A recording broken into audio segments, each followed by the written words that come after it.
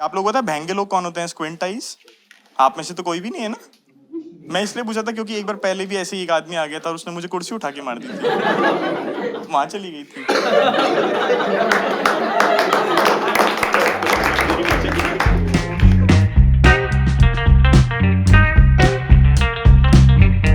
मैं अपनी कार में बैठा हुआ था रेड लाइट पे, तो एक भिखारी आया और मेरी विंडशील पोंछने लग गया जबरदस्ती। घर से साफ करके लाया था मैं। हाँ, थूक के पोंछ रहा है। और पोंछने के बाद बोलता है, बोले भैया भगवान के नाम पे कुछ दे दो। तो मैंने रेस दे दी। मैं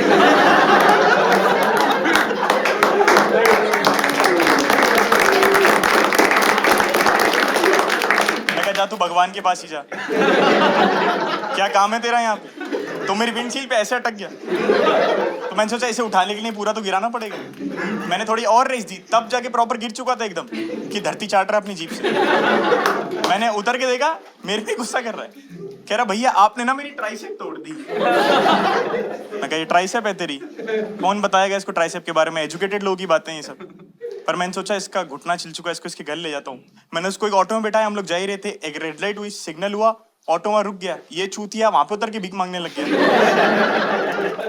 मैं कहा बैठ जा भाई, तेरा घुटना छिला हुआ है। तो कह रहा भैया छिले घुटने में ज्यादा अच्छी भीख मिलती है, आपको पता नहीं होगा। मैं कहा हाँ भाई मैं तो ऐसे ही मांग लेता हूँ।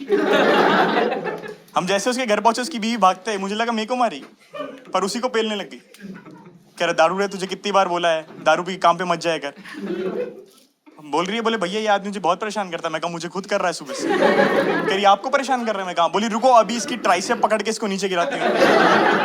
उसने उसकी ट्राइसेप पकड़ी और उसको, और मेरे को भैंचो गुस्सा आ रहा है। मैं कहा तुमको ट्राइसेप के बारे में पता क्यों नहीं है? कह रही आप बता। तो मैं कहा एक बार बताऊंगा, दोनों देख लेना। कह रही हाँ हाँ रेडी। मैं कहा इसको कहते हैं ट्राइसेप।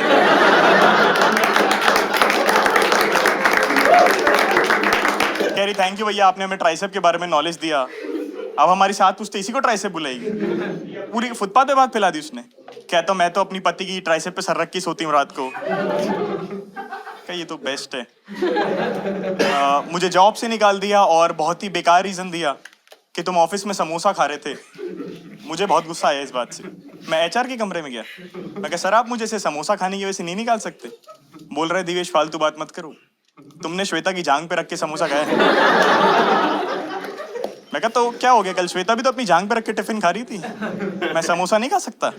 इतनी छोटी बात पे निकाल देगा? भाई नहीं है? कह रहा उसके हैं।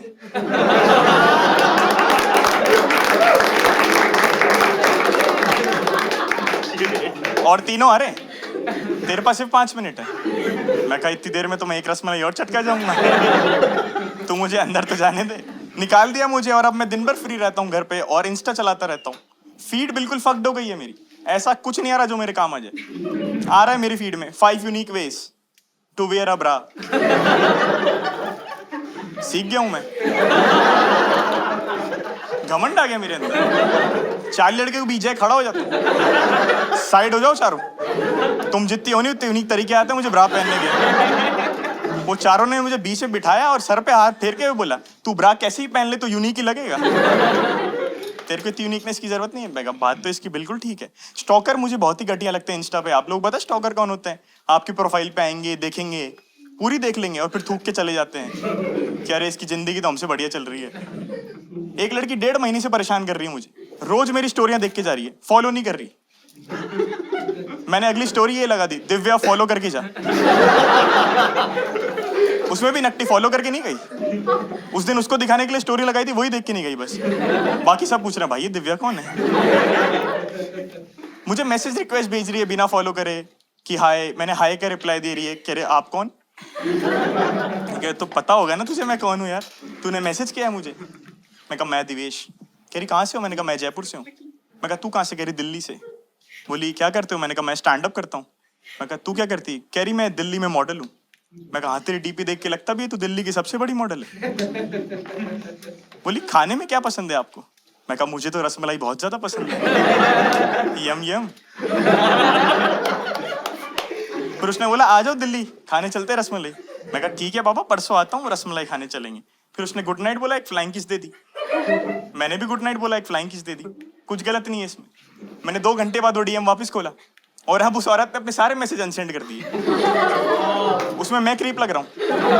हाय, मैं दिवेश हूँ, मैं जयपुर से हूँ, मैं स्टैंड अप करता हूँ। डीपी देख के तो लगता है आप दिल्ली की सबसे बड़ी मॉडल है।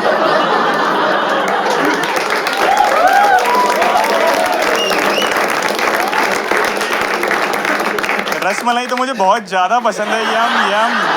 ठीक है पापा, आता हूँ परसों दिल्ली, चलते खाने। Good night.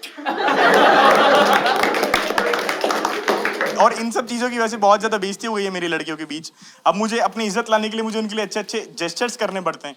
मैं उनके लिए सैनिटरी पैड लाने लगा बिना उनके मांगे। और उसमें वो मेरे से हाथ जोड़ के माफी मांग रही कि तू मत किया कर ये सब। मैं कहा क्यों यार, करने दे। बोली नहीं, जिस तरीके से तू लाता है वो मत किया कर। ठीक है, सैनिटरी पैड को पूरी गली में ऐसे घुमाता हुआ लेके आता है। हिंदुस्तान का पहला ला रहा है, लॉटरी में निकला है तेरे चक्कर में पूरी गली को पता चल गया मेरे पीरियड्स आ रखे। लोग 7-7 दिन मेरे घर के बाहर आए खड़े हो जाते हैं कि बाहर आएगी तो तबीयत पूछेंगे। वो दूसरी गली में विकलांग रहता है, व्हीलचेयर भगाता हुआ मिल अनार का जूस लाता है। कह रहा मैडम इस समय खून की बहुत जरूरत पड़ती है। जीना हराम हो रखा है। बोले जो घर नहीं आ पाते वो मैसेज कर रहे हैं मुझे गर्म पानी की थैली लाऊं क्या। मैंने कहा नंबर कैसे आया लोगों के पास तेरा। कह रही चूते ये भी याद नहीं तुझे जब तूने क्लब में मेरे बर्थडे वाले दिन स्क्रीन पे हैप्पी बर्थडे नेहा की जगह हैप्पी बर्थडे 9532149 चला दिया था। सब गांडू नंबर ही नोट कर रहे थे मेरा पीछे। एक काम तू ढंग से नहीं करता। तेरे को मैंने बोला मेरे पीरियड्स आ रहे, मेरी फ्रूट्स खाने की इच्छा है, तू 2 खड़े गन्ने उठा के लेके आ गया।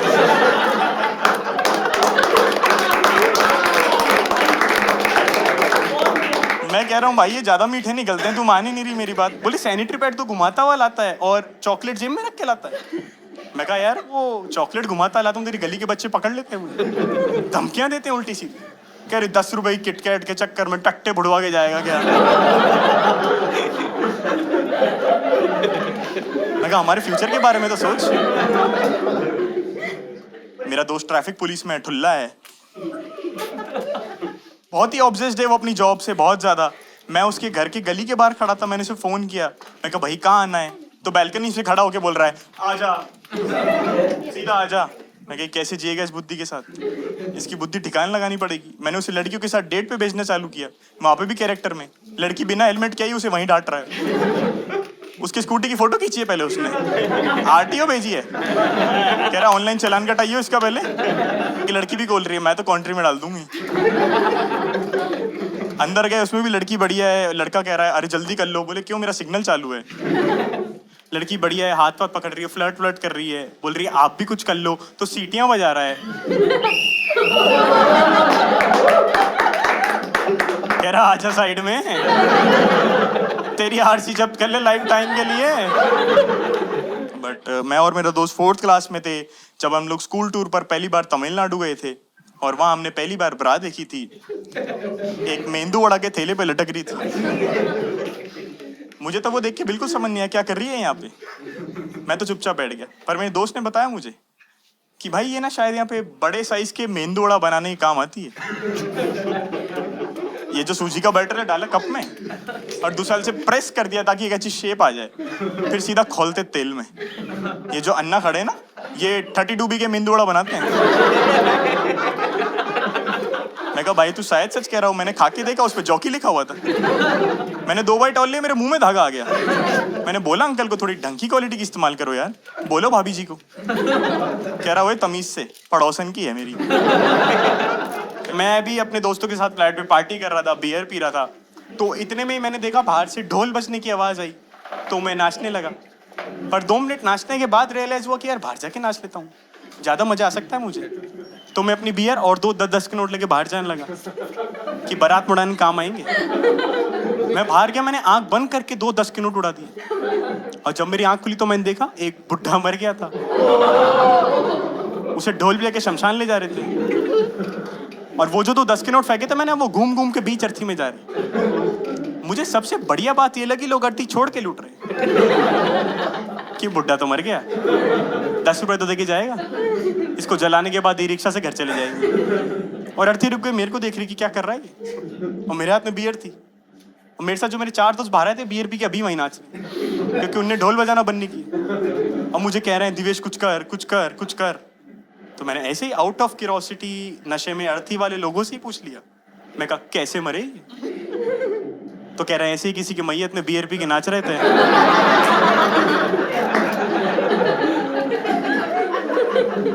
गांड तोड़ दी इनकी। मैं कहा पर गांड तोड़ने से तो कोई भी नहीं मरता। कह रहे हैं 25 जने एक साथ तोड़ते हैं ना तो मर जाता है। बहुत ही बढ़िया। आप लोग पता है भैंगे लोग कौन होते हैं? Squint eyes. आप में से तो कोई भी नहीं है ना? पहली बार बेंचो कोई आ गया एकदम रिकॉर्डिंग वाले दिन ही आया है वो भी। भाई मैं कर लूं ये चुटकुला? पक्का? आप बाद में पीटोगे तो नहीं मुझे? कर लूं मैं? थैंक यू सो मच मेरे भाई। मैं इसलिए पूछा था क्योंकि एक बार पहले भी ऐसे ही एक आदमी आ गया था और उसने मुझे कुर्सी उठा के मार दी थी। वहां चली गई थी।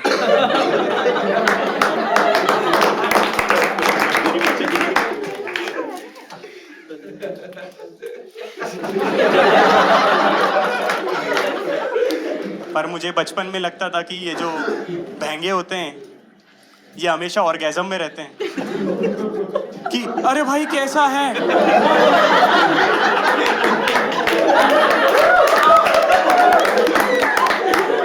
तेरी गर्लफ्रेंड कैसी है? मैं कल रात को सेक्स कर रहा था। भाई तू अभी भी कर रहा है ऐसा लग रहा है। On that note that's from my side, my name is Divesh and